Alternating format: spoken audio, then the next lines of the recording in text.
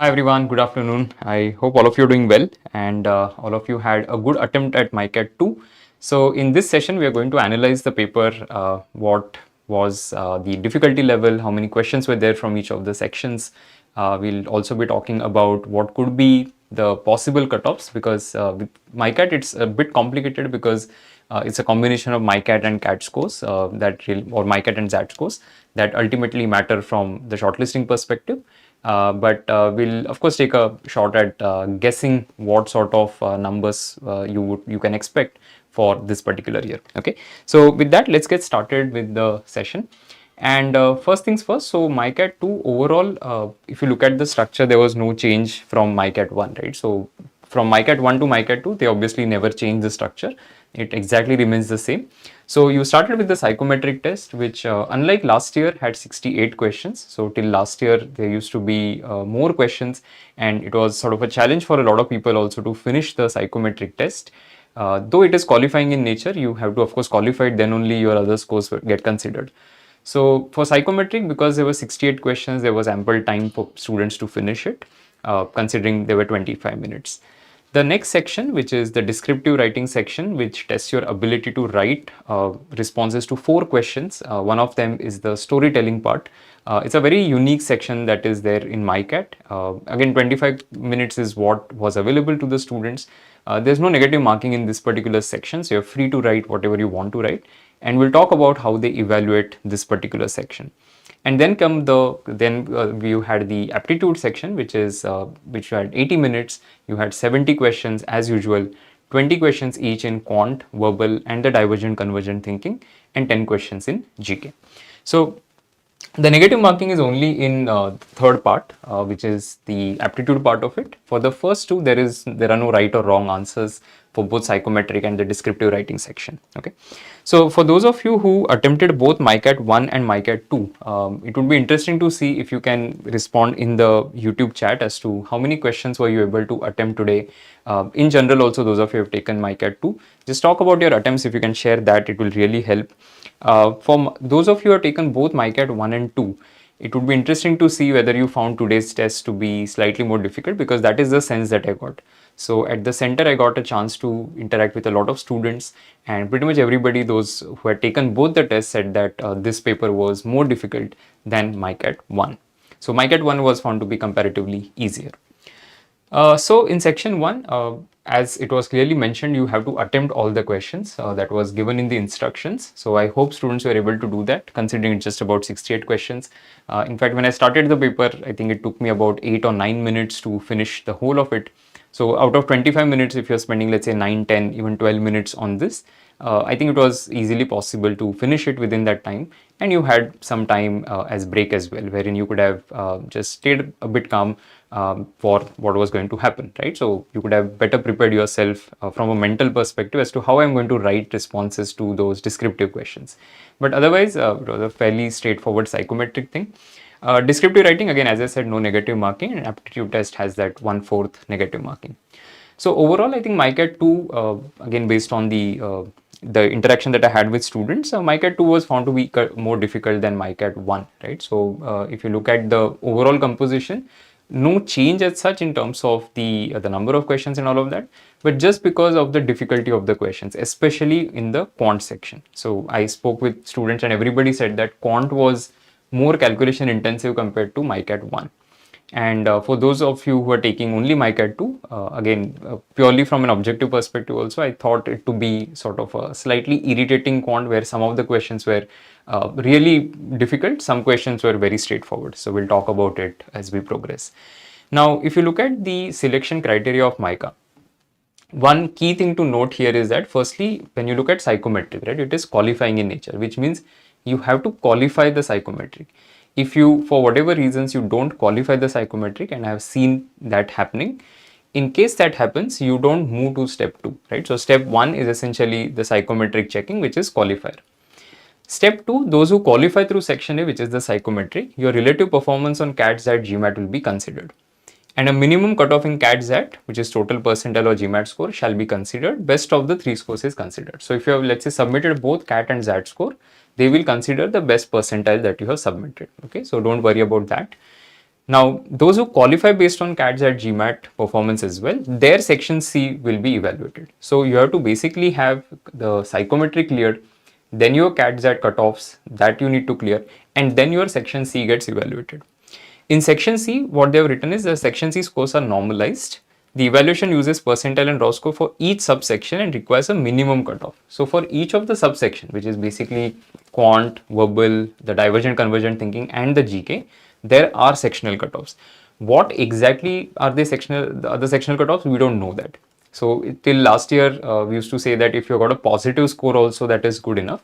But let's say you got maybe 1, 2 in each of the subsections, that should be good enough for you to clear. Again, we don't know whether positive score, does that mean getting 1 is sufficient, or you should have 2, or you should have 3 in each of the subsections and all of that. That's not very clear. But in the past, we have seen students with very low scores in a particular section, as long as they are positive, have been able to make it to MICA. Now, those who qualify through section C, their performance in section B is evaluated. So your descriptive submission is evaluated only after your section C qualification is done. So if for whatever reasons you have messed up your aptitude part, no matter how well you have written the descriptive writing section, that is not going to get evaluated. Okay, so keep that in mind. Both section C and B have a sectional cutoff, as they have mentioned, percentile and raw scores. So the exact mechanism as to how they evaluate, what cutoffs they set, etc., that is unknown. They don't release that information. But typically what we have seen is in the past, the way it used to be, if you have scored, let's say, a 20 plus on the MICAT, and you have, let's say, something like between 80 to 85 kind of percentile, that was considered good enough till last year. Then if your score is somewhere around 15, right, let's say about 15 to 20, and you have scored about 85 in CAT Z, that is good enough. And a score of 10 plus with a 90 plus in CAT or ZAT was considered good enough. Now this year, MICAT 1 reports were such that it has become easier. So most of the students had reported scores on the higher side, which means that you can say, let's say if you have scored 90 plus on CAT Z and you got, let's say, a 20 plus on MICAT, that's a good performance. If you're somewhere around, I would say 85-ish in terms of CAT Z, then a score of about 25 in MICAT is good. And if you have got a score of 80 to 85 in CAT or ZAT and you score more than 30 on the MICAT, then that can be considered a good score. So today in this particular paper, I would say if you have scored somewhere around 25 and your CAT ZAT percentile is around 85, then that's a good performance. I would not say even 25, maybe a 22, 23 kind of a thing. So overall, I would say 25, but it might happen at 22, 23 as well, with somewhere around 85, 86, 87 percentile on the CAT. 20 plus if you got, but with a 90 plus on the CAT or ZAT, that's also something that you can consider to be a good score. Okay. So let's talk about the individual sections. Okay. So psychometric test, as I said, 68 questions and no correct or incorrect responses. You had a scale that was given, a 7-pointer scale, and it basically just was a personality assessment. You should not have taken a lot of time to answer these questions. Pretty straightforward, nothing to discuss much, and there's no marking scheme also that we know. So ideally just should have finished it. That's it. Okay. Now we'll talk about descriptive. So in descriptive, 25 minutes, you could have split it as equally between the first 3 questions and the story writing part of it. The topic for the first 3 questions was again interesting, very relevant, that business leaders have declared that in the next 2 years, the current prompt-based AI that we have will eventually become as they are given, artificial general intelligence. So there are 3 points that you have to write. So first question was present an argument 3-point listing positive for this, then 3 negative points, and discuss 3 ways in which the artificial general intelligence will impact managers' work and interaction with society. Okay, so you could have written about a lot of things. It will improve productivity, it will improve accuracy of the output that is given, so reduction of human errors and all of that. But also negative side in terms of job losses, a lot of decisions taken by AI will be completely devoid of emotions. So it's taking that human element out of the picture and all of that. People who will lose jobs, what will happen to them, right? So there are societal implications of all of it. So there were too many points that one could have written, and because the topic was also fairly accessible, I'm guessing most of the students would have written something on these lines. Okay, so a pretty manageable topic, I would say. Somebody has mentioned start discussing answers. I'll not be discussing any of the answers. Okay, firstly because I don't remember most of the questions, and as a policy we have always done this, that we don't come out of the test and discuss individual questions and answers. We don't do that because that's we consider it to be pretty unfair practice, because all the tests they mention that you're not supposed to discuss questions. So as a policy we have never done that. Wherever the actual question paper is released, that's the only place where we do it. Okay, so for MICAT we will not be discussing any of the answers. Okay, all right, then there was a fourth question. So the picture story writing was again interesting. You could have taken it in any direction. There were 4 images which were given. First was sort of a lady or a couple holding sort of a not a transparent but a reflective ball in the hand. Then there was the other picture which was of some building with all the reflective surfaces, and there were trees around, etc. Then there was like a rainbow colored staircase, and there was one last image of trees mostly with dried leaves, and the reflection of those trees in the water body next to it. So again, a lot of stories could have been written around it. Hope people were able to write something interesting. So that's about it. Okay. All right, moving on to the next part, which is what I would say the most difficult part of MICAT is, which is the aptitude part. So 20 questions in each in divergent, verbal and quant, and then 10 in GK, as it has always been the case, with a +1 and -0.25 marking scheme.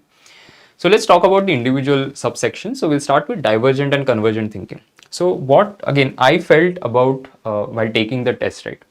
That divergent and convergent thinking, one could have been strategic in terms of identifying what are the doable questions. So it would have been a good strategy to look at a question and quickly decide that is this something that I can handle, or I generally don't do well on these questions. So even if you look at, for example, the questions on syllogisms, right? So if you look at, we'll go step by step. So word association, where there are there are 2 columns that are given, column A and column B, and you have to identify that which word in column B will go with all the words in column A. Not easy, I would put it as medium to difficult kind of question. So 3 questions were there. Now if you're not good at these things, you could have even avoided these questions. Okay, straightforward. The critical reasoning question, there were 2 questions which you had, then statement, conclusion, cause and effect. So 4 questions on the critical reasoning overall. Easy to medium questions. If you read it carefully, the answers were pretty evident. The syllogisms again was challenging. So I would say because of the way it is worded, that they have given you 2 conclusions rather, and you have to figure out which 3 statements will be required to arrive at those particular conclusions that were given. So making it slightly like a medium to difficult kind of thing, but still I would say doable. So a couple of questions from critical reasoning, maybe 1 question from syllogism could have been done. The easier part was this. So if you realize that, okay, maybe in those word-based questions you will struggle a little bit, spending more time on say visual reasoning. 2 questions of visual reasoning were there. Both were pretty simple. The standalone puzzles which were there, you had to do a lot of work to arrive at the answer, but then, and there were only 1 question based on it. But again, I would say still worth the effort. The DS questions also I would say were time consuming. So out of maybe 2 questions of DS you could have kind of skipped or not spent too much time on it. So overall I would say 8 to 10 attempts is good. So anybody who has attempted more than 8 to 10 questions within the divergent and convergent thinking with a 90% or higher accuracy, I think you've done a pretty solid job. Or if you attempted more questions with a slightly lower accuracy, that's also okay. Okay. Then comes verbal ability. So I didn't spend honestly too much time on verbal ability, okay, because couple of reasons. One was I started looking at it and the RCs were a little bit dense to read, so I was like kind of a little bored to read the RC, so I thought I'll keep it for the end. Also because I was analyzing the paper today, there were hardly any of our ACAT team members who typically take the test were taking it, so I had to sort of note down how many questions from each of the areas and all of those things. So I didn't spend a lot of time here, but the summary question I found it to be pretty easy. It wasn't very difficult. Maybe easy to medium is how you can classify it. The parajumbles odd sentence out were doable. Odd sentence particularly I found a bit difficult than the parajumble question. The close passages, and grammar based questions. If you are good at vocab and grammar, you could have done well on this, but I'm guessing that a lot of students will not be able to do the vocab questions, which were slightly more difficult. So I would say out of these 7 questions, one could have done maybe 2 or 3 questions properly. And then the RCs. So RCs were dense to read, but they were not very difficult, I would say, from the question perspective. So RC was difficult to read, but the questions were not that difficult. Even the options were not that difficult. So that is why the populism one I completely skipped. I decided not to read it also, because I started reading it. I'm like, it's a very short passage, but the language was very complicated. So I skipped it entirely. The bats one with sonar and feelings was pretty interesting to read also, and it was easy as a passage. The ants also was pretty doable. Okay, so I would say if you look at the passages, 2 out of 3 could have been attempted, and maybe if you've got, let's say, 3 or 4 questions correct, that's a pretty good attempt. So overall, I would say somewhere around maybe a 4 to 5 attempts here, about 3 to 4 attempts here, and maybe 2 attempts here. If you have done that much, that's a pretty good attempt. Okay, so 10 to 12 attempts is good when it comes to the verbal ability section. Then moving on to the section which has been a problem in MICAT over the last several years, is the quant section. Now with quant, so I started with the quant section because I thought that is where my inputs will be the most important. So I started with quant section, and I saw that some questions were really randomly difficult and some questions were easily accessible. Okay, so if you know the formula, you can answer the question, or it is testing some very basic foundational concepts. So think of it, one of the question which was there, right, which was on you have the in radius and circumradius product. So if you know the formulae for area of triangle very well, right, that there are 2 formulas, one with involving in radius, the other involving circumradius. That is what you need to use because you know the individual sides, right? So if you know the formula, the question becomes very easy for you. But then there were some questions which were very irritating because of the values which were given. So you had to calculate a lot of things to finally arrive at the answer. One very good strategy would have been to attempt the whole of DI. So if you look at this, there were 6 questions of arithmetic. Some of them were easy. For example, the question on time, speed, distance, A starts the speeds were given, then A starts, then 4 hours after that the B starts. Then you have to, all of them meet together at a particular point. So you have to find the relative speed and calculate after how many hours after A did C resume his journey. So doable question, but you'll have to do a little bit of calculation to arrive at the answer. Even the question on time and work question, right, which involved, so there are 2 people who are working, one person works 3 days of the week, the other person works 4 days of the week. If they start on a certain date, when will they finish? It's a classic time and work question, but because they are also incorporated the aspect of date, it becomes slightly more complicated. So arithmetic, couple of questions were straightforward. In algebra also, I would say 1 question was easy. In geometry, maybe 1 or 2 questions. Mensuration question, for example, was pretty simple. You just had to know the formula. So in geometry, the good thing was if you know the formula and the basic concept, you could have solved all the questions. But most of the students generally are not comfortable with geometry, and that is why we'll say those questions were difficult. In modern math, 1 question was definitely doable. The other question depends on your comfort level with the topic. And I noted 1 question from numbers directly.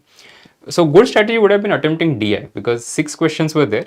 1 set of 4 questions, the other set of 2 questions. The 2 question set was extremely simple because you just had to calculate averages, total, and all of that. The question involving the set involving 4 questions, right? Though a little bit of calculation was required, if you had, basically it was what, 4 plus 4, I think 8 calculations is what you had to do, and then individual questions. So not very difficult, honestly. I mean, somebody could have just attempted these 6 questions also with 100% accuracy because it was doable. So I would say good attempt is about 8 to 10. If you have done those many questions, that's good enough. I ended up attempting 15 questions, decided not to do the remaining 5 questions because there were other sections to explore. So I was like, the 15 questions are definitely doable, let's do those. The remaining 5 questions, I know that given the time I can definitely do those questions, but it's not about whether I'll be able to solve all 20 questions, right? Because it's going to consume time. So did 15 and then I was like, okay, fine, I accept the limitations. I will move on to other sections and try and do better. Okay. So I would say overall, if 8 to 10 attempts with 90% accuracy is good enough. GK was interesting, depending on again how you feel about GK. But I think 4 to 5 questions, if you attempted with about 70 to 80% accuracy, that's good enough. So let's say 5 attempts, 4 you're sure of, 1 can go wrong. Again, you're going to get like a 3.75 there, which is not a bad score at all. So anybody who has done more attempts and you're confident of that, GK is like a scoring thing for some people who are good at GK. For such students, of course, this would have been like a very good section. The good thing is there were no random questions. So nothing from like random history or geography, those kind of questions. Everything was centered around either current affairs or knowing about, let's say, the brands, the logos, the taglines, the brand ambassadors, and all of that. So they have a specific focus, and that was quite evident in the kind of questions which were asked today. Okay. All right.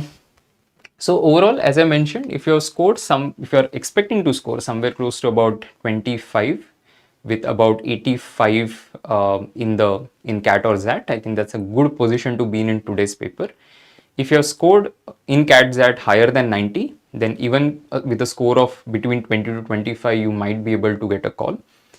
If you have scored, however, less in CAT ZAT, let's say less than 85, you might need somewhere around 30 or more in today's paper to get a call from MICA. Okay, that's my current assumption about how the whole thing is. Just scared about sectionals in MICAT. Yeah, Rusty 0073, you don't have to be scared as long as you've got like positive scores. Even if you've done maybe 2-3 questions correct in a particular section and you're getting, let's say, 2 or 3 marks, that's I would say good enough. But I hope you have been able to maximize in at least 1 or 2 of the subsections that are there. Alok, 37 attempts today. Alok, that's a very good attempt. I would say if you attempted 37 questions, even I attempted 52 questions. By the way, please don't worry. I'll not be impacting anybody's chances because you have to submit your CAT ZAT scores and I haven't done that. So don't worry. I actually entered my ZAT ID and have not even appeared for ZAT. So that is why I will not be impacting anybody's chances. In the past, last year, for example, I had a score of 29 on the MICAT. And for that kind of difficulty, right, which was more difficult than what we saw today. So today maybe, I don't know, I'm possibly expecting to score somewhere in the range of maybe 35 to 40, etc. But it doesn't really matter. I'm just saying why I'm giving these numbers is to put things into perspective as to people who are scoring on the higher side, where they will be. So you will always have people who are scoring, let's say 35 plus and all of that. In MICAT 1, we have a couple of students who have scored 36, 37.25 and all of that. So that is why I just wanted to share those numbers with you. Kai scored 27.75 in MICAT 1 but messed up in descriptive. Could only attempt 26 questions today. Will the best score be taken or the one with better descriptive? Oh, your better score will be considered. So your percentile, in terms of percentile, that is what they consider. So for both the tests, they will be looking at how you have done. And as I mentioned in the beginning also, they have written that the better of the scores are considered. So that's what they will be looking at. Is there normalization in MICAT 1 and 2? Yeah, that's what they have written. So what I'm guessing is they calculate percentile for MICAT 1, calculate percentile for MICAT 2, and that's what they use. So that could be one way to look at it. The other way would be to normalize the scores and then calculate percentile for everybody. So either of these two approaches they must be following. Sachin, saw you at the center. Hi Sachin. I saw a lot of students today, but could not connect with everybody. Only scored 3 in quants. Rusty, that will be good enough if you're done well in the other subsections. So as I mentioned, right, in GK I attempted only 5 questions because I was confident of 5, didn't want to take unnecessary chances. So like, okay, let me attempt only 5 questions. Now, if you have attempted, let's say, only 3 questions in quant, you're sure of all of them, I don't think you should be worried, provided you are doing okay overall. Sure. Yeah, hi Sahil, definitely you can reach out to me on LinkedIn. With 93.8 in ZAT, this is from Dhruv, 93.8 in ZAT and expecting 17 plus MICAT 2, will it fetch me a call? 17 in today's paper, I have a feeling that it's slightly on the lower side, but because it's 93 in ZAT, you never know. But if you objectively ask me 17, is it like a very good score in today's paper? I would say no. Because I think 20 to 25 would have been a very good score. But let's see, we never know. 93.8 in ZAT is a good score, so let's hope for the best. 37 attempts in total, genuine attempts are somewhere around 26, 28, expecting 2022 with 94.71 in CAT. Yeah, Alok, I think that's a decent position to be in. So if you have around 94 in CAT, around 2022 in MICAT, that's pretty good. 18.5 in MICAT 1, scored 89 in ZAT. Any chances? Okay, I'm not sure if you have taken MICAT 2, but purely based on what I heard about MICAT 1, 18.5 seems to be slightly on the lower side. If your CAT or ZAT score had been more than 90, I would have been slightly more confident, but I would not put your chances to be very high. So the chances are there, but not very high in my view at least. Okay, because I've seen a lot of students this time, especially MICAT 1, getting north of 25, which previously never happened. Okay. Alright, so that's about it for this particular review. I hope it has helped you. I wish all of you all the best, and thank you so much for joining, and best of luck for the upcoming GDPS season that you have ahead of you, and for, of course, MICAT 2 result and some of the other tests that are still remaining. Okay, bye everyone, take care.